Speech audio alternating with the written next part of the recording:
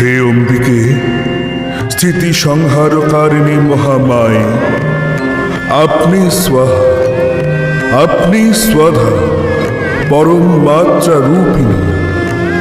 আদির আদি আপনি সর্বমন্ত্রময়ী, সৌম উগ্র সকল রূপেই ব্রহ্মাদিরও শ্রেষ্ঠা।